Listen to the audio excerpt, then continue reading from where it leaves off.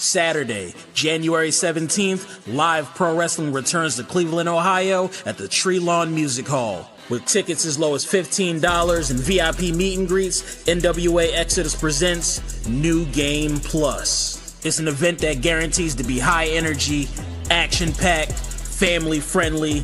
Come see the stars of Exodus Pro Wrestling like NWA Midwest champion Richard Holiday, Pretty Boy Smooth, TME, Sophia Rose, Carson Drake, Anthony Green, NWA World's Heavyweight Champion Silas Mason, and the return of the top 1% EC3. Get your tickets now at exoprowrestling.com and see the best wrestling in the Midwest. Well, on that note, welcome in, everyone. Mother Fathers, welcome in another edition of the Side Hustle Wrestling Podcast. Of course, streaming along the Inside Edge network, of course, on all the different social medias, and welcome to the YouTube as well. Kyle Cornell, Double A, Anthony Alford, special guest to start the show. He is on the card you just saw. He is known throughout the annals of history as one of the most famous and influential wrestlers here in Northeast Ohio, gracing us with his presence, not only from his day-to-day, but from his night-to-night. It is Mike the Agent, who is with us here. As we also know him as Mike from State Farm, Mike Fabert, friend of the show, friend of you. Mike, how you doing, brother? I'm well. I don't know about that intro, but certainly appreciate it.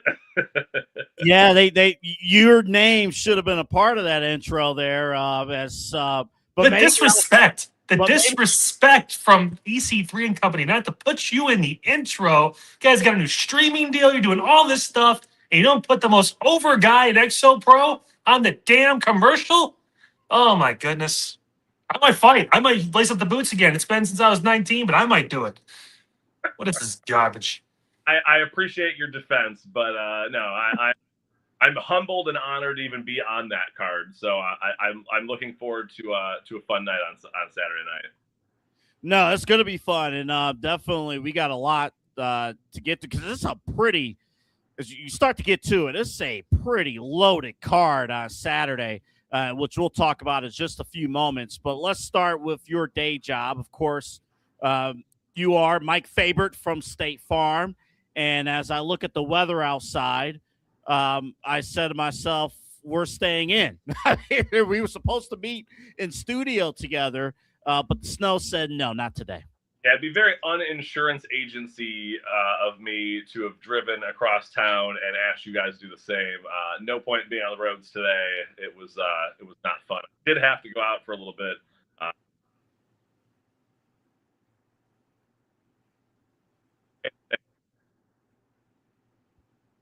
No, definitely. It's just something there. And, man, I'll tell you, even with all the insurance, Kyle and I, we joke all the time about, or it's not a joke, but, there are some people out there when they are, driving, they want to look like superheroes out there. It's like, dude, there's black ice on the ground. There's whatever. It's like, I don't care if, it's like 6 feet of snow outside.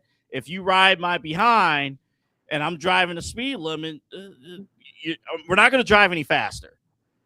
I actually, because I sometimes I just have to catch a jerk. Today, I was driving from one place to another for my brief time that I was outside. I had somebody riding me. They go around, and then I get to a light maybe a mile ahead. And they're in one lane, I'm in the other. I pull up next to them, and I look over, and I'm like, you got absolutely nowhere any faster than anyone else. But, yeah, I mean, this is the perfect time to kind of plug that kind of stuff. Just, be safe. I'll field the calls. I'll help with the claim stuff, but we can avoid all that by just not being insane. Just you're going to get where you need to get. Getting there 38 seconds sooner is not going to be the difference between some unbelievable event happening positively for you or it not happening. So just be calm, be safe, get where you want to get, enjoy another day, enjoy Saturday, be alive for Saturday, specifically Saturday. yield good of warning for Mike of State Farm to give you guys the heads up. And yeah, I mean, even today, I was picking up my car from the shop. I had to take it in to get it done. There was a guy doing donuts in the middle of State Road. I'm like, what the hell is going on? Like, I don't know if you just testing out the tread on his tires, seeing if it was still icy or not out there, but there was snow on the ground and he was being ridiculous. So it's obviously something you need to look out for. And Mike obviously can help you on the back end of that if things do, go the wrong way. Hopefully they don't, but if they do, it's why you're there to make sure that, God forbid, something like that does happen. Hey, I got your back. We're going to make this as smooth as possible for you and hopefully make sure you're protected in case of the worst case snenario. Yeah, that's what we do. We're here. I mean, that's the point of insurance. We got to take care of you when you need us the most. I'm going to deal with you on hopefully some of your better days, but I'm also going to be there on those worst days and try to make those at least a little bit better. Other than auto insurance, and obviously, you lock down with that, what else do you offer at the office for our fans? Whole gamut. So obviously you talked about auto, but boats, motorcycles, homeowners, renters insurance, personal articles policies, things like your engagement rings and your high-end musical instruments. We can insure that. Your life insurance needs. I also have some investment licenses, so I can help with retirement planning type things. We got, like I said, you name it, I can do it. We got a partnership with U.S. Bank. So my banking roots come into play there again. I spend a lot of time in that world, still can help people with that kind of stuff as well. I mean, I truly am a one-stop shop for all things when it comes to insurance and finance. Even I think we had someone from the show too reach out about pet insurance too at one point, just being able to get that locked in as well and have that kind of, because it's something you just don't think about. Like, I know I can think about it because mine's just hanging out lounging behind me right now, but like day to day, you just don't really think like, okay, what happens if I had this giant vet bill or if I had this other thing happen where I have to go and take them in or something like that? How am I going to be able to afford it? How am I going to be able to work through and being able to cover that? Because I mean, a lot of people, they got cats and dogs, man. It's just how it is. And I have two dogs. I have two corgis, and they are the kids in the house. So they are my prize my prized possessions. Even though I don't think of them as possessions, but they're the pride and joy of the house. So we have pet insurance on both dogs because stuff does happen. Our dog that we had prior to these dogs had to go through a lot of different like we were doing acupuncture, all kinds of different stuff to try to help with some with a leg issue and stuff like that. And that stuff was not cheap. And those are the kind of things that we can help, alleviate or at least alleviate some of that stress.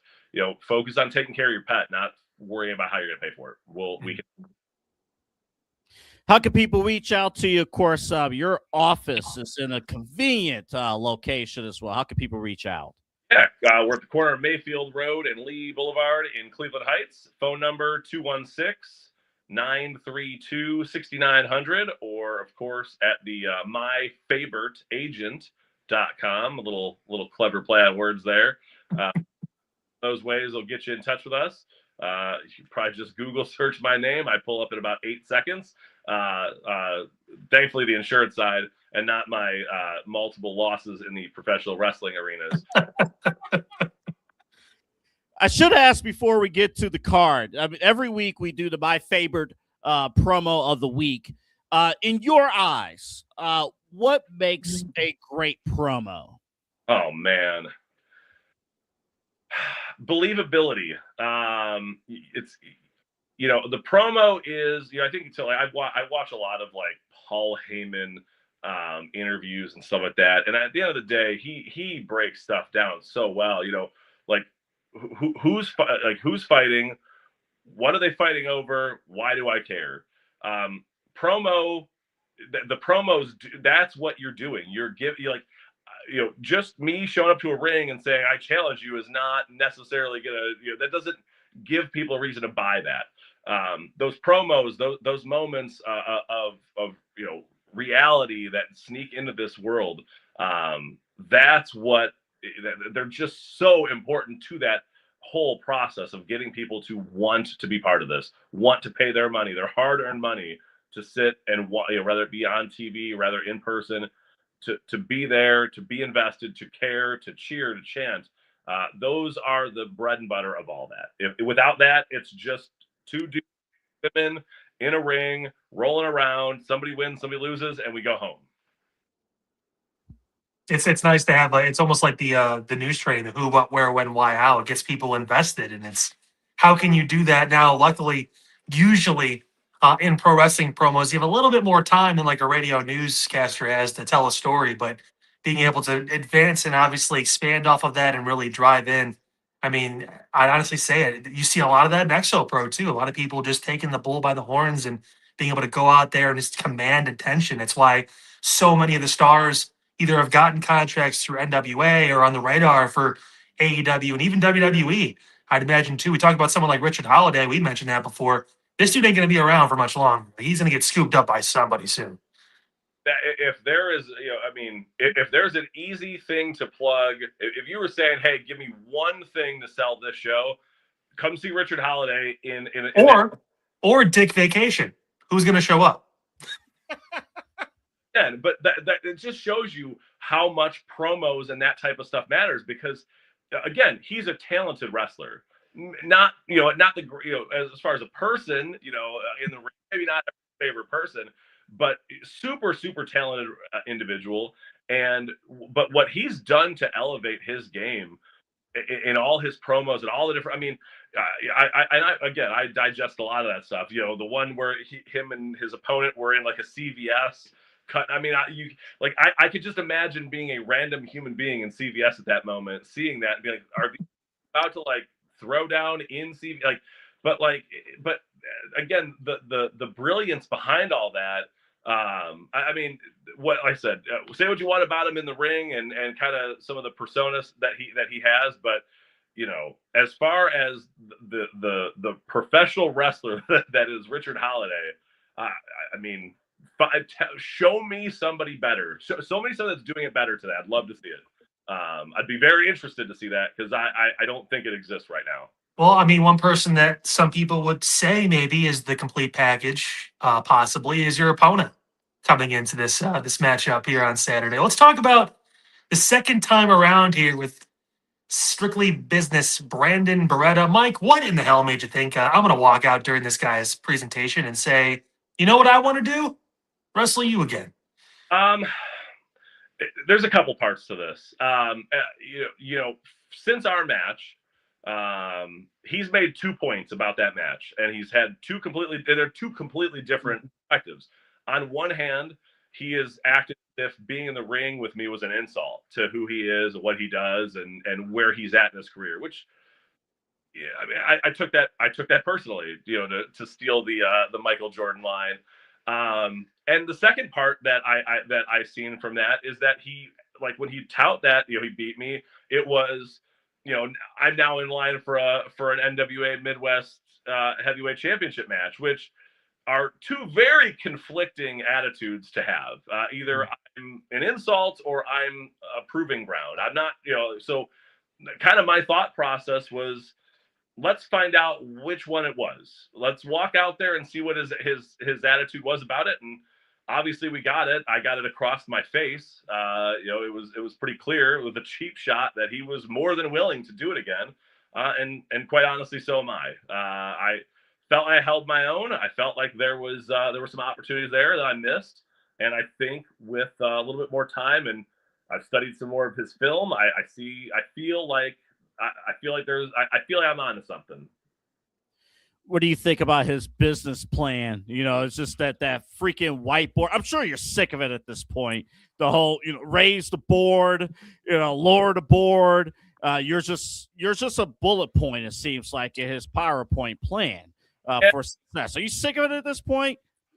Yes. I mean, as one businessman who's written a business plan or two in my day, I understand where he's coming from, but I take it personal. Like I said, I just hate to say that again, but and sound like I'm just echoing what I said before, but I take this personally. I mean, I'm a businessman. I've been there, done that. A little different than in the squared circle, but to parade around and act like you're the top businessman of Exodus Pro, I mean, there are going to be some people who are going to disagree, and I'm one of them.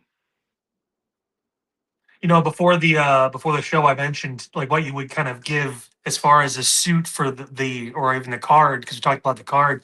You said this card is a king or a queen. It's pretty high up there. kind of staying more off the off-beaten path here about thinking about your opponent. Is there a day of the week that you would like think about when it comes to him that kind of stands out? Everyone loves Friday. We love it's the weekend. Sunday right now because there's football. Everyone's excited. I mean, is there a certain day that kind of stands out to you when you think Brandon Beretta? I think this day that ends in Y. Tell me. The absolute most brilliant thing I could come up with today. Brandon Beretta is the human personification of Tuesday. He is boring. There is nothing happening. Same thing every week. You're far enough from the past weekend that it's a distant memory. The following weekend is nowhere close. There's no hope. There's no nothing. Enter Brandon Beretta. He is of Tuesday. You know what I've learned too, when you become an adult, you really realize Tuesdays are worse than Mondays. Because at least with Monday, you walk in, it's like, you know what, I'm going to dominate the week, and then the rest of the day happens. But then like Tuesday feels like a Monday without the hype and excitement of the week. Yeah, you can't even say like Wednesday you're halfway there, Thursday you're right next to Friday, Friday's Friday, weekend's the weekend. Tuesday's really one of those days where you're just like, man, this kind of sucks. Is the weekday abyss. There is. When have you called one of your friends like, hey, you want to do something? It's Tuesday night. Let's go do something. You got like not a chance on planet Earth that you're thinking. I can't tell you how many times I've seen like, oh, this band's in town. Oh, it's a Tuesday night. I don't need to go to that show. Wednesday, a Thursday, even a Monday, I might justify it. But you look at Tuesday and you're just like, yeah, I'm out. And that's Brandon Beretta. Well, you're the human embodiment of Saturday night, so we're excited for that to be on Saturday night too. Of course, New Game Plus. The VIP is sold out. You can get tickets still for general admission. Standing room is going to be available, I'd imagine, as well, but that's going to be going quick too because this is a jam-packed show. So many matches on the card, Mike, over at the Treelawn. Anything else standing out to you on the card? We only mentioned Richard Holiday going to be defending the NWA Midwest Championship. There's going to be the NWA World title back on the card. That's going to be fun to see that title back here at XO Pro, as well as EC3 making his return. Carson Drake injured him a while back. He's finally getting back in the ring, going to get some revenge, hopefully, on Carson this week. Anything else? You've got some friends on the card, too. What else is going on? Card's loaded with friends. But yeah, first off, got to touch on the it's not just EC3. It's the top 1% EC3. We get maybe a call to the past. So I'm excited to see what that means and what that means for Carson Drake, who is pretty tough person to like when you think of all the things, antics. I'm really excited for my friends MBLJ, my good buddies, my drinking friends on more than one occasion.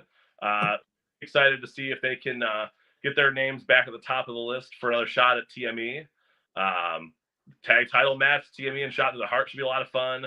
My guy Cowpoke Paul's got a big one with my God, my brain just turned off. Is it Alex Taylor, I believe it is, from the Southern City.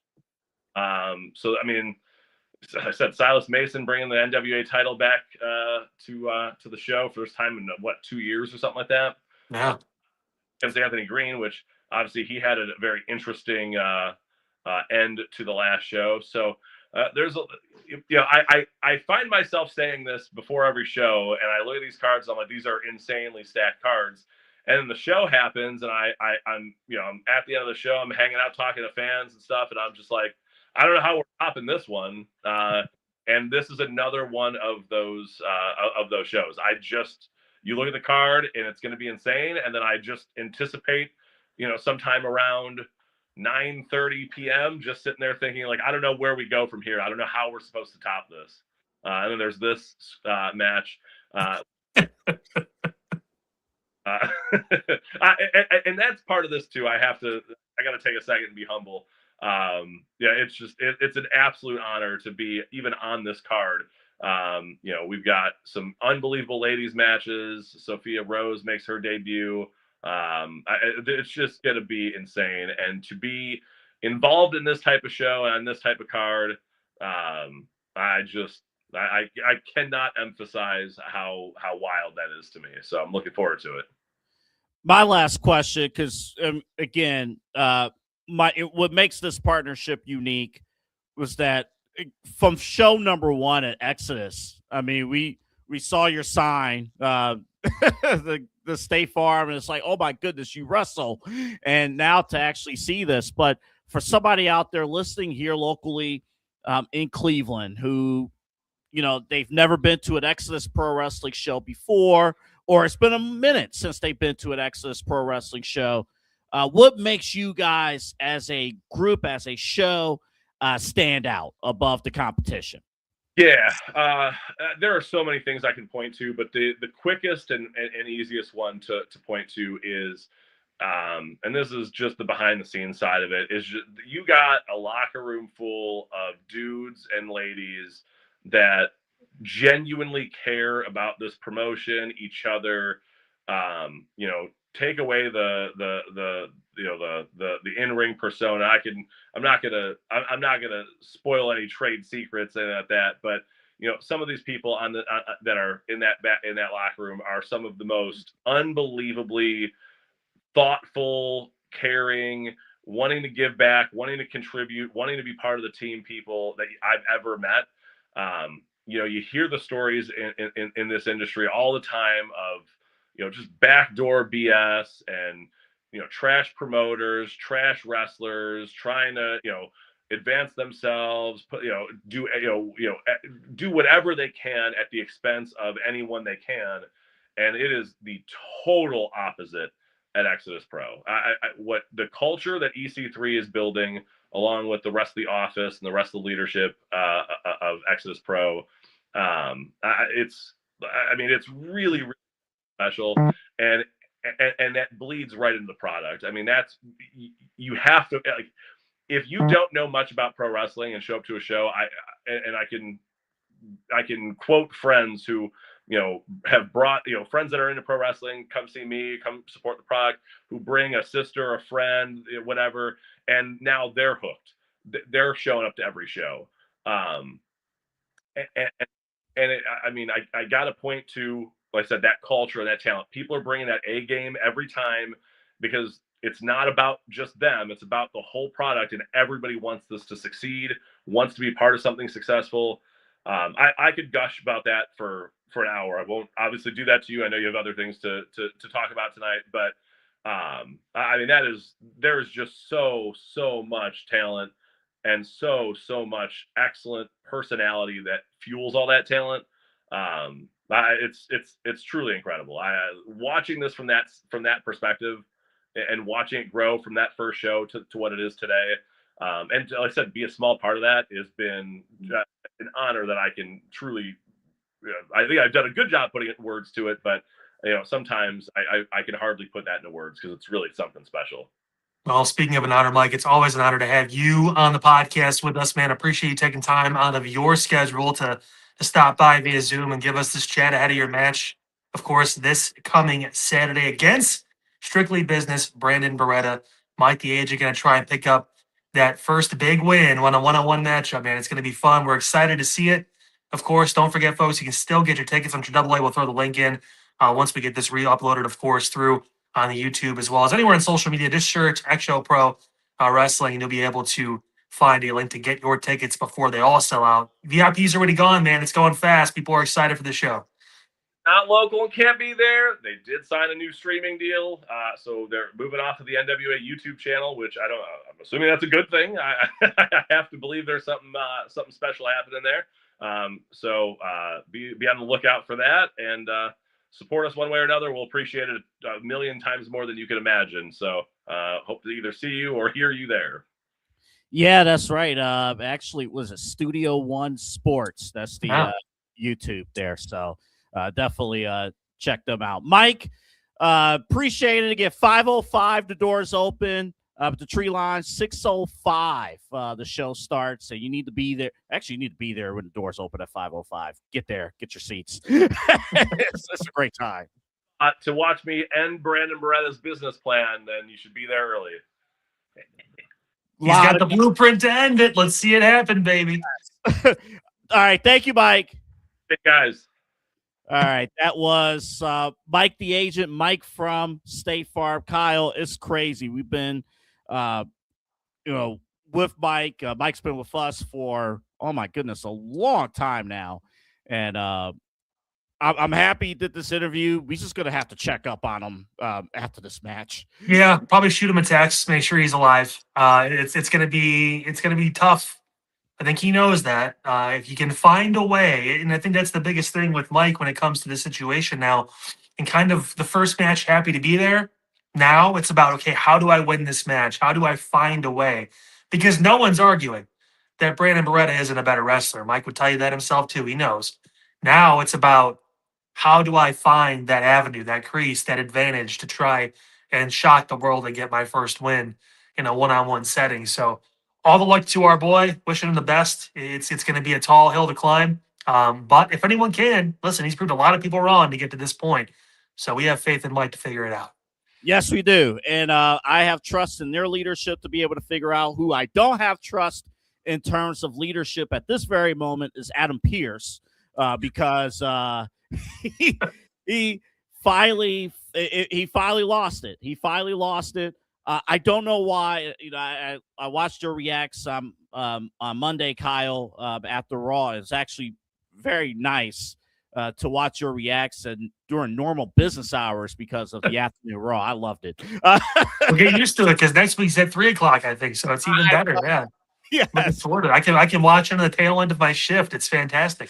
Oh, it was great. It was great. I'm like, you know what? I don't even mind the commercials this time. But I don't know. I'm like, I have this. I don't know why I'm very, very, very, very, very excited about Bron Breakker and Adam Pearce. I don't know why, but I am. Well, it's different, and I think this is a nice little way to kind of put Bron Breakker in a bit of a holding pattern, obviously, when it comes to the title.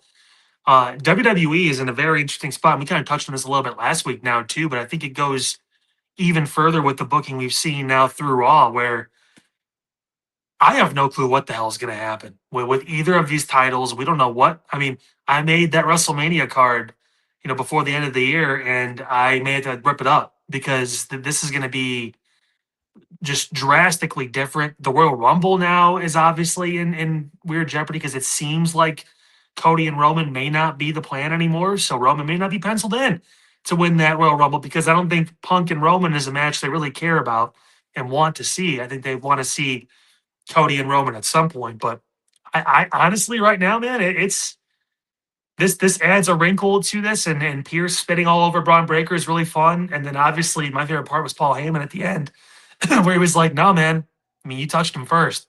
So he technically did. He touched him twice. He pulled him off twice. But Bron wasn't even on anybody at that point, and he was grabbing him and turning him around and trying to yell at him essentially. So, I mean, Paul's got an in.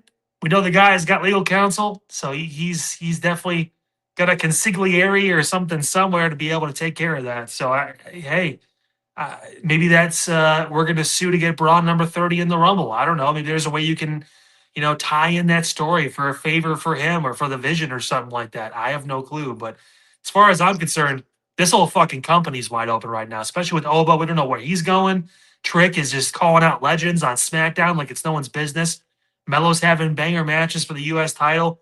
I mean, the future, we talked so much shit about they're not utilizing young talent and these guys aren't getting opportunities and this isn't happening. And now we look kind of dumb as far as technically the champions are both 40, but like the people that are right next to them that are about to take it from them are not. Like this is WWE reloading for the next 10 to 15 years with a bunch of talented guys and girls that can run the ship. I mean, shit. You're 100% right. It feels like, and if you watch NXT, you got the backside of it. Like you got to basically restart with like the Evolve people. So that's going to be a little tough on my end. But hey, Shawn Legacy's hilarious. If you watch his like stuff on Facebook and Instagram, he just does like that meme where it does that, and John Hamm's like dancing. It's every single one of his fucking videos he posts. To the point where Joe Hendry was commenting on it, like, this is actually pretty fucking funny. That's amazing. And he's a good wrestler too. Shawn Legacy's a name to watch out for. He passes the name test. So I would like to see Shawn legacy at WrestleMania someday. Like that does sound intriguing to me. So hey, sometimes you gotta start over a little bit. There's still some sprinkled in. You got Ricky Saints and some guys, and they're still hanging out for a little bit. But I mean, they've got the pipeline now, and they've got the TNA pipeline too. Of hey, if you guys are done there, your contract's up, can't afford you, come on over here, we'll take you. So, yeah, and we'll talk TNA at the end of this hour because they're going to debut on AMC coming up at 9:00. Let me do a little quick social experiment since we are on live. If anybody's if you have a name that you think in your mind for those watching, this person has to win the Royal Rumble. Put that in the comments. I want to see some of the names that some of our viewers are thinking that has to win the Royal Rumble. Maybe get some ideas. But yeah, you're right though. Like starting with Drew McIntyre, right? Winning the 3 stages of hell. And we talked about it last Saturday. Like now the landscape has completely changed. And Bron Breakker had to show up Monday. There needed to be a purpose, right? When you lose a championship match in which you were basically expected to win, there has to be purpose in what's next. And now it's Adam Pearce. I thought Paul Heyman made that segment too, because backstage, Adam Pearce is hot. He's like, yeah, that's right. He deserves to be thrown out of the building. That's right. That's right. Yeah, he's in trouble. You're in trouble. The lower tone of his voice. Calmness. Paul was just like it's almost like he's been there before. It's crazy. Like he just knew exactly what to do. And Bron, for his credit, did exactly what I said he needed to do. He didn't do it to the extent I was hoping he was going to, but he came out and said, fuck this shit, and just started spearing people. He's like, this is ridiculous. Like how is he going to come back and be like, oh, I want to wait my turn now. I can't wait. Like he can't do that. That's not his character. That's not who he is. And he can't wait anymore either. Like, it's like, no, I'm fucking just going to start running over people until I get my title shot again. Like, that's good. That's smart. It makes sense. Sensical booking is what's going to keep people invested in some of the younger talent if they're not going to get the title yet. Like, there's a way to do that. If you want Punk to hold it for a little while longer, whatever it is, I don't know. If you want to get real heat on Bron Breakker, have his rematch at fucking Elimination Chamber in Chicago and have him beat Punk in Chicago. That will make him nuclear heat. Like, that'll get him just, people will hate his fucking guts. And he'll never be able to go back to Chicago without getting just booed out of the fucking building because of that. Yeah, that would be huge. That would be huge. And in Chicago, it's the realization. You took Punk out of the WrestleMania main event. Like, Punk is right there. Punk is in position right now to main event night 2 of WrestleMania. And you take that away from him, that would be huge. Yeah, I don't know, man. Like I said, like these title matches, I've seen rumblings about Drew versus Cody versus Jacob for the WWE title at WrestleMania. That'd be a fun match. It'd be different, at least. Getting 2 guys that deserve to be in that spot, and Cody, who obviously is kind of almost like a shoo-in at this point. But then with Punk and the World Heavyweight title, man, I don't know. Like, we're still, what's Brock gonna do? What's his match gonna be? What's Gunther going to do? We just don't know. I mean, is another match with AJ really what we want to see? It wasn't a bad match, but it's like, I don't know if they're really super compatible workers. You'd think that AJ could work with anybody. And again, I'm not saying it was a bad match, but like, it wasn't AJ and John. It wasn't, Punk and John. I'm not just trying to throw Cena out there, but guys or like, whoever, even Miz and Ziggler for a while there, that they just had this unbelievable chemistry where it was like, this feels like kind of like a main event shit. Like, they didn't really have that from what I noticed. So, I mean, I don't know what any of these fucking dudes are doing, man. And then obviously, like, guys like Trick. I mean, is he going to go down to Melo, or is he going to say fuck that and just skip the line and try to go for the WWE Championship? I wouldn't mind seeing Trick and Drew McIntyre or something like that at some point. I mean, it's kind of, beta heel versus heel, but I mean, maybe Trick, he's that over. They don't care. He'll just kind of be the tweener. I have no idea. I mean, there's so much that can happen. Not only in the next 2 weeks, but in the next 3 months, that like, this is all wrestling fans could ask for. So let's talk about what's going to happen next week, which is a CM Punk World Heavyweight Championship match against Finn Balor. And the way it was set up, it was Oh, Jake, our friend Jake is thrilled with this match, by the way. His two favorite people in a world title match. Yeah. Yes. And like the way it was set up too was what was it? Liv Morgan going to the back. It's just like, yeah, all the women in our group, they're stepping up, going for championships, and you're back here playing game. You're literally playing video games right now. It's like, what are you doing? And then Finn Balor goes out. No prior history in WWE between Finn Balor and CM Punk. And I like that this match is happening next week. I like the reasoning of hey, I studied your career, Punk. I know how much you love home field advantage. I'm going to finally have home field advantage next week. I don't know. I think based on everything that has happened, I have to at least consider, I don't know if it's possible, but I have to consider the thought of Finn Balor beating CM Punk and winning the world title. Listen, I mean, a lot of people they wanted it to happen, but a lot of people didn't think that Drew McIntyre was going to beat Cody for that championship. This is the perfect setup. They're in Ireland. They're never there. Like, this is huge. I mean, why? You know what? At this point, fuck it. Because at least I know that Finn can lose the title to someone like Bron or whatever it is in the short term and not feel bad. The bigger story in all this might be if Finn does win it, what does Dom do? Because Dom has been the guy in Judgment Day for a long time now. He's been double champion. He's back on the top as IC champion again. He's hurt, but he's going to be back soon. They're just kind of holding off on him a little bit. Don't be surprised if he interferes next week and tries to find a way to get involved, possibly in that match. But you get a little jealous if Finn wins that world championship. Oh, shit, Finn feels like he's the captain again. Because even Roxanne told him, Liv's got a point. You're kind of just playing games right now. The girl he brought in to fuck with Liv is more in Liv's corner now, with her being back for like a month, than the person that originally brought her into the group. That was a plan, essentially, to fuck with Liv and to get her out. She's now on her side. So what are you doing? He needs some sort of play here to kind of tug back and forth. Otherwise, we're going to keep getting Judgment Day until we're getting gray in the hair. Well, you obviously already are there, but in general, it's just going to be around, man. And so they've been talking about Finn again. It's been 10 years since the Universal Championship.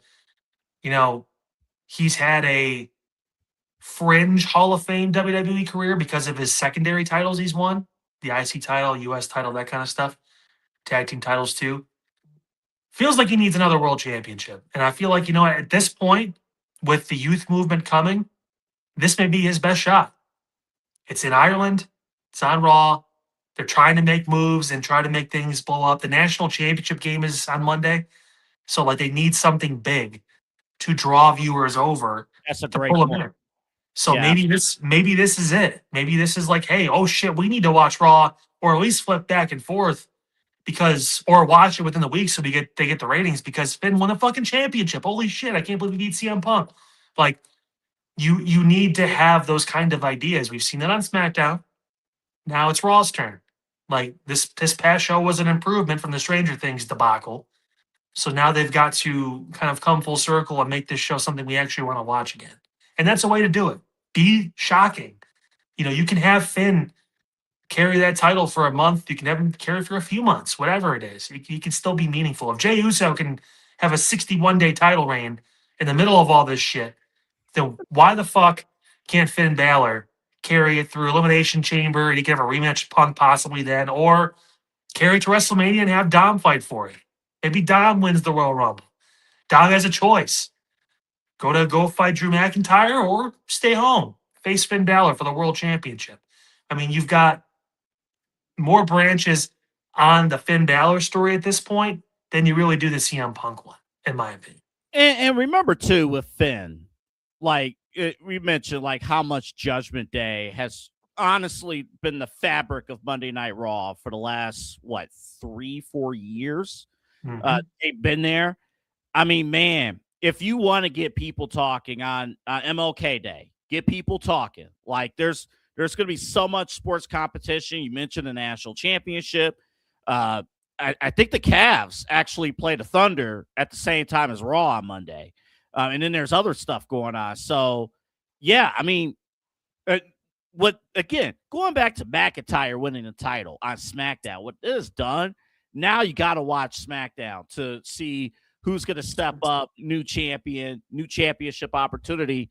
And listen, on the Raw side, Kyle, if people don't believe Punk will lose the title at any point, right? He didn't lose to Bron Breakker. He doesn't take Finn Balor seriously or whatever the case may be. If Finn Balor wins it on his home turf, that would be something. And like, my goodness, again, who is kind of all this stable stuff with these champions over the years? It would be unstable now. It'd be great. I mean, it's something that storyline needs if you're going to crescendo it outside the Intercontinental Championship, which I think we both can kind of see that Dom has outgrown that title for what it is. He's ready to be in the main event conversation because of how over he is with the crowd, the cheers.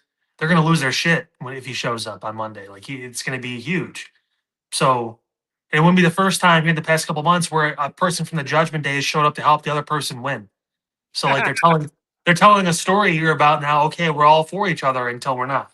Like, I mean, so in a year where it feels like there's not a real direction for like a specific story right now, there's not like one where like, oh, this is Bloodline, Roman and Cody, we need this, or, whatever. You can throw it back to any year. This is John Cena's year to get crowned, whatever it is. Like, I mean, there's not a lot there right now as far as an overarching main story. Why not? Why not give it to Finn Balor? Why not have Finn come out as the fucking demon on Monday? He's been talking about this. This isn't a big enough match to pull that out, to pull that card in front of your home fans to win that championship. I don't know, man. Hey, fuck. I mean, why not? Why not? Give people something, give them a reason to watch. Like, do it. And you know what, though? You do have the Judgment Day factor, too. Like, again, even if you don't want Punk to suffer a clean loss, I mean, because there are still ways to do it. There's still ways to go about it. It will be exciting. Again, Friday, we got championship qualifying matches coming up. I will. We didn't have this in the rundown. The Miz did an interview with Chris Van Vliet. So good. Every interview. I don't think Chris Van Vliet is capable of doing a bad interview. Maybe we'll start a like throwback segment of the week or something. I always love thinking back. Is it obvious that The Miz is the most underappreciated pro wrestler maybe in the history of the profession? Depends on who you ask. I mean, if you ask us, we can tell you that he's important. But I mean, if someone isn't always in the title picture, sometimes they're kind of taken for granted. I think that goes for almost anybody who's been around for a long period of time. I mean, Dolph Ziggler was, he won a couple championships, but he didn't really ever feel as important as he should have. I mean, because he had the look, he could talk. He obviously was a great worker. Like, he had all the things in the ring too you were looking for as far as being able to actually professional wrestle when it comes to, the physical side of things. Some guys, it just, for some reason, they don't get that kind of acknowledgement. And because Miz isn't, a 6'5", 275-pound bodybuilder, or because, he does things that sometimes are comedy driven and stuff too, that lean more towards that avenue, or because he's been a heel for about 95% of his entire career. I mean, you don't get that look. He doesn't get looked at like Roddy Piper does, or like some of those like really just mainstay heels that you just hated. Like, people hate this dude. He's got the face that looks like since he was in fucking high school that you just were just like, man, I don't like this dude. Like, there's something about him. Like, there's something to that. There hasn't been anyone like this guy, where for 20, 25 years in pop culture and or TV, he's just been universally hated. Like, hated on, hated for what he does, hated for what he doesn't do, all that stuff. Like, look at his life. He's got a beautiful wife, beautiful family, beautiful house. He lives in LA. Like, I mean, he is the prototypical, I hate this guy. He has everything I want. movies, whatever, even if they're WWE movies, they're still movies. I mean, whatever, it's still a thing. So like, I mean, it's sad. And I'm not just saying that because we went to the same high school. It's sad that he doesn't get that acknowledgement, but he will. I mean, it'll come, and it does now when he talks about leading in the locker room and being with him and Randy and those guys that are kind of like showing the people, the young guys, like, hey, you can learn a lot at NXT, but nothing beats this. Being out here with someone who's been here for 20 years that knows the ins and outs of this business, that can walk you through it, that can take you to levels you didn't even know existed. So yeah, it was hard to believe too. Looking back, like, holy smokes, he debuted on the SmackDown roster 20 years ago, and he still looks young. Like, he still looks like he could go Botox and tanning, baby. Botox and tanning. And also, listen, if you have Maurice as your life too, you want to look as young as possible for as long as possible. So I give him a lot of credit. He's gotten in great shape. He stayed in great shape. He's also got 2 daughters that keep him busy and obviously keep him moving. So all the love in the world to the Miz for what he's been able to do. And you won't hear it from us. We appreciate what he's done and what he's did. And he's that one person I'll still cheer even when the entire arena is booing. So that's just me. Yeah, his if you get a chance to check it out, 2 stories that stand out. Of course, him main eventing WrestleMania 27. We remember more about that main event than he does because of the concussion. Yeah, knock the fuck out. That could be why maybe it wasn't as good, too. Some people have been critical about the match. Well, I mean, when your guy's knocked out and can't do half the shit he wants to, I mean, that's, yeah, it can happen. Yeah, I mean, he was like, the only thing I remember was what, the entrance? Yeah, the entrance. And then I remember, like, in the back afterwards, like, going like, am I okay? Oh, man, so bad. And the problem was, even with that, that was I hate to say it, that was Mania 27 was one of the worst WrestleManias just because the roster was in turnover. The Rock came back, but you were still a year away from him wrestling. So your main event was basically a setup to the following year's main event.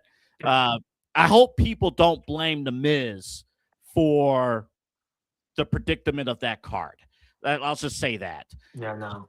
And then, of course, talking smack. It's crazy. Yeah, him and Brian aren't hating each other anymore, so that's cool. They can be honest now because Brian's retired and in a different company as a commentator. But I mean, yeah, just the fact that they actually let him go. I mean, there was no talking points. It was kind of just like, sure, you sure you want to be on that? And he's like, yeah, because he wasn't on the show. He's not getting time, even though he's the IC champ, and trying to like revitalize that championship and bring it forward. And be hard pressed to find another person that carried that title as well as he has over the past 20 years, honestly, the way he's been able to do, maybe even before that. I mean, just it's been great. And like what John Cena did for the US championship, making that title feel important again, I'd argue Miz did for the IC title when he had it. Not to mention he's an 8-time IC champion, but also the fact that when he had it, it felt important. It felt like, okay, I have to watch that match against Roman or Cena or Ziggler or whatever. Like I have to watch it because it's entertaining. I enjoy it. The funniest part about that whole thing too, he was like, him and Bryant, they went over what was going to be said before the show happened. It's like, okay, all right, you're going to call me soft, and then and then the interview happens, and he was like, it was the way he called me soft. Like, it wasn't the fact that he said it. I was expecting it was the Daniel Bryan, the way he said it, like he meant it, like it was just it ticked me. Like, I thought he was going to punch me in the face, and then he walked away. Like, can you imagine getting ready for a fight and then, he's walking away, and then he's like, I'm heated, but I can't turn to Renee and yell at her. I can't turn to my wife and yell at her. There's a camera. Don't you walk away from me, Brian. Don't you walk away from me. And he even said, like, yeah, I felt it was not a great promo because I felt like I was slurring my words. But he's like, I was genuinely mad. Like, I was very angry. And, like, I couldn't even, like, he's like, I blacked out. Mm-hmm. Like, I just couldn't even control it. Don't remember, like, everything I said in there, too. I watched it back, and I was like, oof. But some of his best stuff. Yeah, a lot of his best stuff, and we definitely enjoyed. All right, we got a little bit more show to go. When we come back, of course, we're going to TNA. They're going to debut tonight on AMC. This is a big night. I dare to say, I mean, it's one show, but literally this could be make or break for that company. So we'll talk about that. Up next, there is a free agent that we want to dive into. This person is expected to sign with WWE. You know him as Powerhouse Hobbs. If he goes to WWE, he'll probably have a new name because that's what they do. Which is fine. First name Powerhouse, last name Hobbs. He can get a new name. Yeah. Where should he go in the world of WWE? Should it be Raw, SmackDown, or even NXT? We'll talk about that on the other side. And, of course, TNA debuting on AMC. AJ Styles will be on the show. Cass and Mike Santana is your main event. The Hardys will be in action, of course, tonight as well. So we'll talk about all that when we come back. But first, you heard him earlier in the show. You're going to hear him here, Mike from State Farm. And this will probably be the last time we play this particular commercial because we'll have a new updated one because that's what Kyle requested. You'll see why when this commercial airs. Dick. Yep. And you'll hear from back in just a moment on a special remote. We wanted to be in studio, but there's 6 feet of snow outside. So there's that. We'll be back in just a moment. What should fans who might be watching you here in Cleveland for the first time, hey, they look you up on the website, on the app, they call you, what should they expect? Yeah, I mean, first off, between me and my team, you're going to get one of us. If you want to deal directly with the man, you're more than welcome to. I don't mind. I love working with customers because I look at it this way. I have a lot of good life experience financially. I've said 12 years of banking. I've got now 2.5 years of insurance. I have a lot of money and just kind of life and financial stuff knowledge. So, that's what I look to do is to truly help people, get from that point A to point B financially. It's not about just, saving money on auto insurance, sure. But if I can kind of turn that into a better discussion, really help people understand what actually insurance does, why it's important, because it's not a tangible. I joke when I leave that I lock the office door so no one steals all the insurance, but there's not just insurance laying around. So there's just it's kind of a mystery kind of component in people's lives that they think is a scam and all the different things you hear. It's not. It can feel like it sometimes. I'm not even going to say that it doesn't, but if you understand how it works and understand and have a person who you can go to help with those kind of situations, that's what we're here to do. That's what my team's here to do. That's what I'm here to do. And that's what I take a lot of pride and have a lot of passion in, obviously, as you can probably tell. So, well, I know you said the joke, hey, we lock the door so no one steals the insurance, but it's small business owners are superheroes, but nowadays running your business means doing so inside your shop and on social media. That's why you should make Omega Video Marketing your sidekick. With a decade of content creation experience, I create dynamic, informative, and fun videos for your specific social needs that will increase brand awareness, get you more followers, and keep your social pages and websites current and fresh.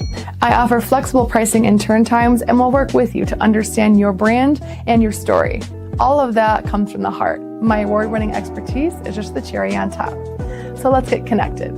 After all, your brand is the alpha and my expertise is the omega. So even if you're snowed in, buried deep in the snow, I watched kids earlier today struggle through the snow here in my yard. Omega Video Marketing, that doesn't stop just because of the snow. Yeah, you definitely still get kids coming over even when it snows, right? There are other apartments. Okay, not here. No. Okay. Hey, just wanted to double check. Wasn't sure if you're still doing that or not. So. Yeah, thanks. But Megan Gallagher, she has you covered. If you're a small business owner, if you're a content creator, want to get your word out, get your event out, winter, spring, summer, and fall, Megan has you covered. Yeah, beauty of having events all year round, as well as a chance to obviously get your business out there. Hey, it's the new year. It's 2026. What better way to start a year by reevaluating your game plan when it comes to reaching people here across Northeast Ohio. Meg can definitely do that for you and get you on the right path. Don't waste any more time. Talk to Meg. Get the job done. That's right. Megan RG, her email is meganrg440@gmail.com. That's meganrg440@gmail.com. She has you covered. All right. This guy right here, that's a beefy man. That's Powerhouse. Big son of me. Hey, look, it's the newest member of the New Day. Yes. Sorry, Grayson Waller. Hope you had fun. Yes. Finally, a storyline fulfilled. Don't you dare be sour. Clap for Powerhouse Hobbs and feel the power. Boy, that's a lot of meat there. Him and Big E are going to have a bench off. Oh, my goodness. Who's got bigger pecs? Well, the news was as of midnight this morning, Powerhouse Hobbs, who is 35 years old. Wow, he's that old. Oh, wow. Or he's 30. He was born in 91, so he's going to be 35 years old this year. Yeah. He is now a free agent. Oh, shit. In WWE, he's a baby. So there you go. Yeah. He has another 20 years. What are you talking about? Friggin' chicken, yeah. Yeah.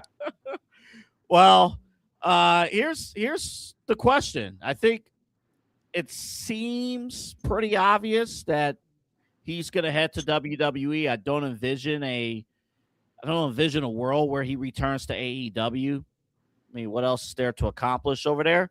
Yeah, yeah, exactly. I mean, boy, can I tell you, I fell asleep during the show last night. I tried to actually watch it. Oh, Jesus, sorry. It was the Darby match that opened the show. Oh, you mean when you took the bump on the stairs to start the fucking match? Yeah. Stupid. Yeah. That's what they do. People think we hate all wrestling companies. I'm like, we talk about every wrestling company except AEW. Why not do that at the end of the match? And if you're going, did he lose? Did he win? What happened? I don't remember. Yeah, well, there you go. The guy tried to watch the fucking show. He's a lot more impartial than I am, and he doesn't remember what happened in the match. But we remember Darby getting fucking thrown on the stairs and it looking stupid because it's the beginning of the match. To be honest, I didn't even remember that spot until it circulated on social media this morning. Stupid. Just you're gonna kill him. You're gonna kill him before he can win the title. Yeah, I mean, we didn't really get into William Regal's comments about safety, not to veer off for 2 seconds, but I mean, that stuff's very, very important. I mean, what he was mentioning in terms of like, dude, if we got to wrestle safer across the board, it wasn't just an AEW thing, it was across the board. It's like we got to think about something. We got to be safer as far as our moves and stuff like that. You got Stone Cold Steve Austin mentioning, I think the Van Vliet, like, what's the number one thing you need to see wrestlers do today? His answer: sell, sell, sell. Like, don't just, it's not a dance. Like, it's a wrestling match. Yeah. Well, everyone's definition of wrestling now, unfortunately, is different. And everyone's definition of good professional wrestling is also different. Well, it's not the end-all be-all that we like WWE the best. It's because they do the product the best possible way. But they're not killing everyone in that ring for a cheap pop in front of 3,000 people. I mean, like, they sell out 10 to 14,000 seat arenas every night, and they have their big arena shows and their stadium shows, every couple months because they do it the right way. They draw people in. The story matters. And that's not me saying every story in AEW is bad. But again, it harkens back to the person in charge. If the people below and the employees are not doing a good enough job to pull in ratings to get people interested, at some point you have to look at the person running the ship saying, what the fuck are you doing? And like, nobody can check Tony because it's a privately owned company. It's his company. So for as many criticisms as we have, as much more reputable people than we do have that do it every single week week in, week out via podcasts or just having conversations with other professional wrestlers, other people. Doesn't matter because Tony's going to do what Tony wants to do. And Tony wants to see the indie style of wrestling done on a nationally televised product that will not gain more people, that will not accrue more followers. And at the end of the day, will not pull in people that are going to actually move the needle for the company. I'm sorry. The Rascals are not going to get you any more viewers. They are not. They're going to clear space for more TNA talent and more WWE people to wrestle on TNA. That's all they're doing. That the Rascals leaving TNA is not going to cause the AMC debut tonight to fall flat on its face. Sorry. People don't give a shit about the Rascals. They just don't. The only person I'm envious of that group is the Noah Wentz guy because he's engaged to Gigi Dolan or married to Gigi Dolan. That's right. that's the only reason why I'm ever jealous of that dude because she is fine. But that's beside the point. That's a good point.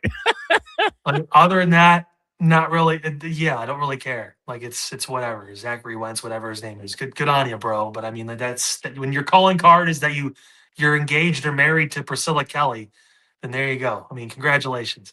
Like it's full circle moment for Powerhouse Hobbs. He's obviously let the deal expire, didn't sign an extension.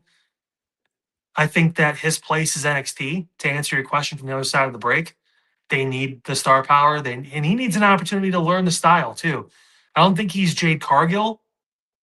As far as like, we just need to put him down at the performance center for a few months, have him train, then he can be on the main roster. He's not that big of a star yet, but he could be built up as someone who I could see in that system in 2 years, Obafemi being champion and Powerhouse Hobbs walking up to Obafemi. If the booking is right, if he takes this and runs with it the way we see no reason why he can't, then who knows? I mean, shit, jury's out. And he's still young enough, 34, turning 35, whatever it is, 36, whatever, young enough to where he could still make that move and it wouldn't be too late. So, yeah, especially if it's a situation where if he just needs a year to learn the WWE style and it has to be in the performance center. Again, like we said, you got guys who are in their 40s that are still going. So, Hobbs, certainly it ain't too late for him to learn the NXT, learn the ropes, do NXT. I think too, and we kind of saw with Blake Monroe a little bit, and anybody who has jumped from AEW to WWE, you got to learn the structured way of cutting promos. You just do. I mean, it's just, you can't, they're not going to allow you to just go out there and talk. Like it's I don't think it's like 100% scripted how it used to be with Vince McMahon, but you still got to hit your marks. Even the guys that we would consider to be really good at those. I consider Ethan Page to be really good at promos. I consider Ricky Saints to be really good at promos. They're still in NXT. Like it takes a little bit of time. Get the cadence down, get the timing down, learn the system, get a bit more of a following because AEW and NXT are close in ratings. So, I mean, like, you're going to be seeing about the same amount of people. So, I mean, shit, like, it's about learning our system and still getting some exposure. And you have the ability to be a surprise call-up or a surprise entrant in the Royal Rumble or whatever it is, something like that, to where you can kind of peak and valley a little bit and show your brand and come back down and still learn, as opposed to kind of just toiling away in a group where they're all dead to rights at this point, besides Hook anyway over there. So, I mean, like, it is what it is. And even Hook, who the fuck knows what's going to happen with him? So, who knows? I really don't care about No, I mean, the main event picture is very clear in AEW, and there's no room for anyone else. Like, it's MJF, and then whoever they want to try to put him in there, he's going to drag along. So, last week it was Bandito. Who gives a fuck? This week it's, who knows? Are they going to Page, Swerve, Osprey, Omega are like the only names that will get anyone probably really excited over there. And then maybe Kyle Fletcher, but they're both heels, so probably not anytime soon. So, I mean, that's what it is. I will give you one counter argument about where Powerhouse Hobbs should go. I would actually, if it is NXT, I would not fight it. I think it's a great landing spot for all the reasons that you've mentioned. But let me present to you Hobbs debuting on SmackDown instead. Cabello Hayes still needs to do these open challenges. U.S. title. Wants somebody to go in there and just dominate. Mello. He loses the title in 45 seconds. Monster heel, Powerhouse Hobbs. Now, this will be dependent on, you can't have Hobbs and Obafemi on the same show. This will be like Oba would have. I think they're gearing towards Oba being on SmackDown. That's what I'm getting an idea because of Drew, and that it feels like he's going there. So and in my mind, I had for weeks, and they could easily stick with this plan of Trick Williams eventually taking down Mello. The more I think about how they're positioning Trick Williams, to me, Trick is upper mid card right now. Yep. On the SmackDown roster, like he's already feuding. He's already feuding with Randy Orton. He's feuding with the top guys on the babyface side on SmackDown. I don't even think he may not even cross paths at this moment with Mello in the United States Championship. I think Hobbs, just a wild idea. Hobbs debuting, just crushing Mello in that mid-card United States Championship picture. I don't think that would be a bad idea. I just don't know if he's ready. And I think the fact that they put so much into Mello and he's finally organically gotten over and people are really getting behind him now, like, I almost feel like you don't want to take that title off him. You want him to be the champion going into WrestleMania so we can have a marquee match. Let's build on the fire behind Mello. And you know what? I mean, maybe WrestleMania is when you pull that trigger and have him do something like that. So I still wouldn't have him beat him. I don't think Powerhouse Hobbs is anywhere near as ready as Oba, as Trick, as any of these guys to just jump onto the main roster. Just because you run an AEW TV does not mean you're ready to be on Raw or SmackDown right now. It's proof with guys like Ethan Page and Ricky Saints and Blake Monroe and some of these people that, you know what, turns out probably need a little bit of seasoning. They need a little bit of time. Even Ethan Page, who right now we could say is probably the most pro-ready person down there, to just, you could plug him and play him, and he's like I consider him a more seriously taken Miz, as far as like he could be a guy that could automatically go into a title feud against Punk, and I'd be like, I believe that shit. That could be fun. Like, he still needed some time. I just don't think, and Hobbs has never been asked to cut a promo. He's never been really asked to be kind of one of those lead guys. I want to see how he does in a title match against Ricky Saints or against Joe Hendry or against one of those guys, you know, at Stand and Deliver or something like that. So where you can get a big marquee, a big moment, but can he sink or swim when it comes to being one of the top stars in the company, not just a tag team guy or not just someone who's in a group who's muscle, so to speak. Oh yeah, I would hate it. I mean, and actually, kind of what I laid out would be if Vince McMahon was still in the company and he likes meaty meat guys. Oh my God, he'd be world champion now. He would. Well, Punk, you're gonna lose to the big guy. We're not even gonna call him a name. We're just gonna call him the big guy. He's the look at him. He's big. Look at him. He's massive. He's gargantuan, brother. Like, Vince, there was a time where Vince McMahon was just like, we don't want full name guys on the roster anymore. They're all just first name guys. That's it. That was so stupid. Or it's really bad. Remember Shorty G? Yes. Yeah. I wish I didn't either. Yeah. Boy, I think Chad Gable feels a lot better about his career at this moment than he did. Yeah, injured. He feels a lot better about his career than he did when he was actively wrestling as Shorty G. So stupid. But I will say this, and then we'll move to TNA before we wrap here. I will say this. They have been, Triple H and Shawn Michaels and the WWE brass. I think NXT showing at that Saturday night's main event opened some eyes in terms of the main executives in WWE who really don't pay attention as much to NXT as they should. And they see a system that works. They see stars being created. I do think, especially on the men's side, there needs to be more firepower in terms of on the NXT men's side. There needs to be a little bit more firepower since your big guns have been called up. Yeah, shout out to Miss Parker making her return, by the way, too. That was great. I didn't say it was anything wrong with the women's division. The whole fucking crowd was into her. Yeah. She's God. And little sidebar, and we have a comment about Blake Monroe. somebody says she might get caught up to the main roster. I don't think so yet. I actually like Blake Monroe's work now since she's dropped the title unintentionally. I think she's done a really phenomenal job. But no, if your top 4 on the men's side is Ricky Saints, Ethan Page, Joe Hendry, and Powerhouse Hobbs, not bad. That's not bad. And you got that. Yeah, and you got that new kid who LaFleur or whatever his name is, the French luchador. Yeah, we'll see how long that lasts. I'm curious to see how long they push that. Now we got a German guy who is El Grande Americano, 2 English guys that are his fucking cronies. Now we have a fucking French luchador. Anyone who can be Rey Mysterio that isn't from Mexico, please raise your hand. Please, we need luchadors. Luchador for hire, WWE. Bullshit.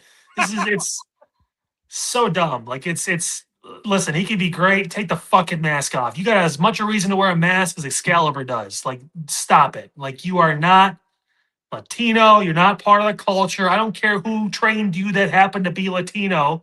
Like, dude, fuck you. Like, you know what? Shawn Michaels got trained by what's his face? Julio, whatever his fucking name was. And he's not wearing a fucking mask. Anyway, he grew up in El Paso. Shawn Michaels has more of a fucking reason to wear a mask than you do, El Florio, El fucking Constantino, whatever your stupid fucking name is. Like, dude, this is ridiculous. I hope it falls flat on its face. I hope Ethan Page puts his ass in the fucking dirt. He stops. The kid looks talented. Take the mask off. You're French. You're probably halfway decent looking. Take the fucking mask off. They should make it a thing that Ethan Page unmask this motherfucker. He should do it on the show. The quickest unmasking of a French luchador in the history of WWE. It's a graphic. It's a fucking graphic. Do it. Do it. That ought to be Austin Theory's character at the main roster. He's like, you go take off your mask across the board. At least it was a ski mask, and we knew he wasn't going to keep it on for the rest of his fucking career. This is ridiculous. Why is Tyler Bate and Pete Dunne wearing masks on the main roster? Tell me why 2 of the most talented young wrestlers are wearing fucking masks right now. We got nothing better for them to do. Fuck you. Stupid fucking coffee order. El Grande Americano. He's really over in Mexico. The German masked wrestler is really over in Mexico. Fuck you. And before that, it was the fucking Midwest kid from Minnesota that was wearing the fucking mask. Can you believe this shit? That's right. Listen. For you younger fans who did not watch Triple H weekly make offensive comments, you don't know. Oh, you don't know. I was just thinking about this too. It was just like, I have nothing wrong with Dragon Lee wearing a mask, with fucking, and then I'm not Mexican, so who am I to judge? But you know, they will be the ones that would judge their own community when it comes to people that are the masked wrestlers.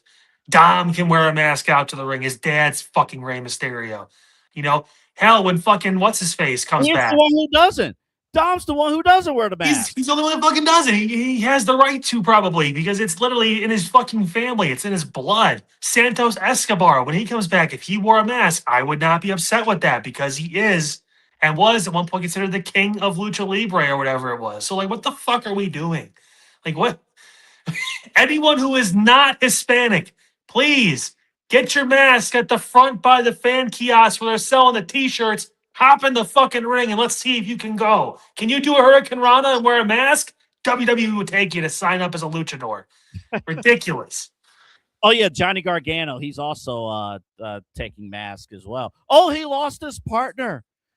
Ciampa is leaving WWE by reports. So really? I believe so.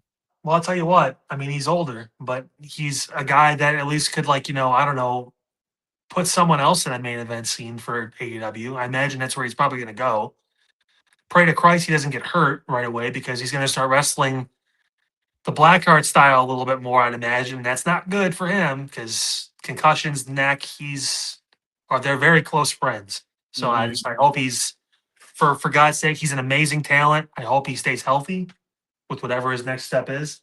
Stop trying to eat my Chipotle, you little shit. And then, yeah, we can figure it out. Hey. Keep that. I gotta get the laser pointer. Oh my God. And by the way, if Ciampa goes to AEW, besides MJF, he automatically becomes their top promo guy on that scale too. So like at least which isn't saying much. Exactly. You do have that. All right, we're gonna close the show out. We're gonna end on time today, 9:00. For two Sorry, reasons. I ranted about luchadors for a minute. I know I took up some time. No, you're good. We're gonna end for two reasons. Number one, I've had a headache the entire day. I'm glad I yelled then. I made sure I made it even better for you. Oh, thanks. And then the second reason is because right at 9:00, this show. Do I have the right graphic? Yes, I do. TNA debuts on AMC tonight on a legitimate channel. No offense to AX, whatever they was on last time. Access. Yes. But that's the card for tonight. Kyle, what kind of impression does TNA need to make tonight? A good one. Fucking just don't fuck this up. Like, please do not mess this up. This is an awesome opportunity to really take over the second rung in the world of pro wrestling. And WWE obviously has a hand in that. They're giving him AJ. They're going to give him, I would imagine, like we talked about a little bit last week, some stars that haven't, maybe gotten a lot of screen time. We've even heard rumblings about when Jericho does sign with the company, he's open to working some TNA, so that's going to pull some more ratings for him. He likes new challenges, I guess, or whatever it is. So there's something there for that. You have a great opportunity. You really do. On a network that hasn't had wrestling. So this is going to be a nice little precursor for other stations that have considered dipping their toes in. So, and if anything, I'm from AEW, with all the uncertainty of the Time Warner stuff and everything and all that going on there, I want this to succeed because that's going to open the door to more channels going like, you know what, maybe we could, invest in a wrestling show. We get some decent ratings for that, some live, possibilities, all that stuff. So, I mean, the ball's in TNA's court now. We've been talking about this for a while. They've got an okay show right now, pretty good show going as far as what they've been able to do. A lot of that was hinged on someone like Joe Hendry. So let's see what they do now with this. Is he going to be there? Is he going to, possibly show up a little bit? I don't like the title match is Frankie Kazarian versus Mike Santana just because not a lot of name recognition there. Some people know Kaz. Nobody knows who fucking Santana is. So it's kind of like do I want to pay attention to that match? They do have Nick Nemeth waiting in the wings to possibly cash in. I guess he gets an opportunity for a title. He said he wants to do it tonight. I mean, I imagine he will, which is good. They kind of need a name branded champion to start. It's kind of like Jericho in AEW. Mm-hmm. Like you want someone who's got experience, who's used to the spot. So when they get it, they can take the ball and run with it, get you going in the right direction. So I imagine he'll wear the crown by the end of the night. But other than that, just put together a good wrestling show. It's all you have to do. People will be interested. Yeah, I think that's ultimately having a great wrestling show. And these guys have to, all of them, everyone who's on this card tonight, they got to come off as stars. They got to come off as superstars. You're going to have an audience. Again, AMC, this is the Walking Dead channel. This is, Breaking Bad, Mad Men. A little older. Yeah, so all of these guys and girls that are on this show, they have to come off as superstars. I don't know who they open with.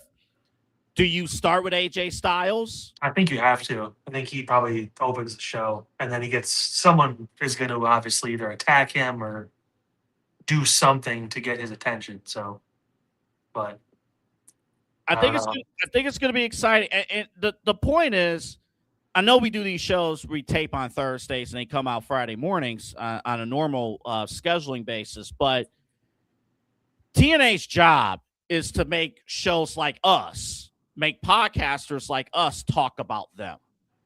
Like that's the job. The job is, we're not like gatekeepers of the rundown, but we only have room for so much stuff for a weekly show. The job of TNA is to find their way in a positive manner to earn their way on our rundown and to gain viewers. And honestly, their goal should be to match or surpass AEW. That should be the goal. And I think they have an opportunity to at least do most of those things in year number one. But they can't stumble out of the gates here at this episode. They really can't. I mean, we're going to end the show right now because I actually want to sit down and watch and see how this all plays out, and hopefully we have something good to talk about. I'll stay tuned for the Anthony Reacts, the TNA's debut on AMC. Well, you know what? So here's my thing. All right, I'll give you this. I hate to do this. If the show is great, if I love it, if it's like, you know what, I got to tune in next week, I will do a reacts, and you'll see it on the YouTube. How about that? If you do not see a reacts, that tells you where I stand. Exactly. All Well, right. yeah. Go ahead, Kyle. Everyone, do yourself a favor. Go check it out. Go see for yourself. And if it's bad, turn that shit off. If it's great, good. We have another night of fucking wrestling now that we have to watch because it's just too good. So, By the way, for those who are watching live, if you are an AEW fan and would like to do the AEW Dynamite Reacts, reach out. Reach out. We ain't doing them. or But don't. if you love AEW and want to do it, reach Move out. out of your parents' basement.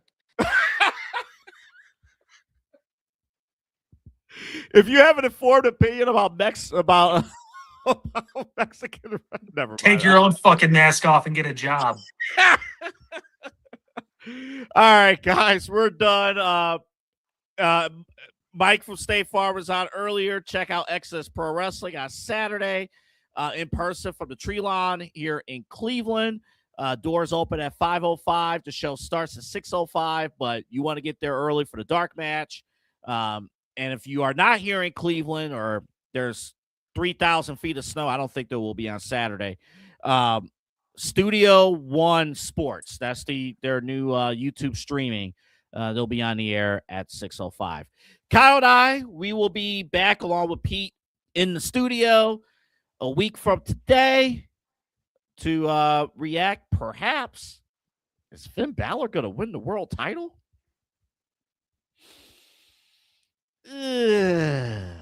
We'll see.